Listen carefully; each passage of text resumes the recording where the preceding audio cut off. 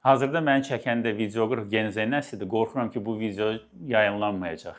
Bu video Z nəsli üçündür, yaxın əyləşin, amma əslində hamımız üçündür. Bu yaxınlarda Amerika Senatında belə bir çıxış izlədim. Deməli, statistika göstərir ki, tarix boyunca hər keçən nəsil bir öncəki nəsli üstələyirdi. Yəni ki, bütün o performans baxımından daha yaxşı idi. Ta ki, Z nəsli gələnə qədər Z nəsli öz öncəki nəsldən daha pis göstəricilər göstərməyə başladı. Bu əslində Z nəslinin hər hansı bir əqli problemi olduğu deyil. Problem araşdırıldı və göstərildi ki, bizim gündəlik ekrana baxma müddətimiz, məsələn, məktəbdə bir 5 saat kompüterdən, tabletlərdən, planşetlərdən, telefonlardan uşaq bir şey öyrənməyə çalışır. O dəftəri əvəz eləyə bilmir tam istədiyimiz şəkildə, kitabı əvəz eləyə bilmir. O qələm ki biz yazırıq, özümüz üçün qeydlər aparırıq, onu əvəz eləyə bilmir. Elektron kitabları oxuya bilmirəm.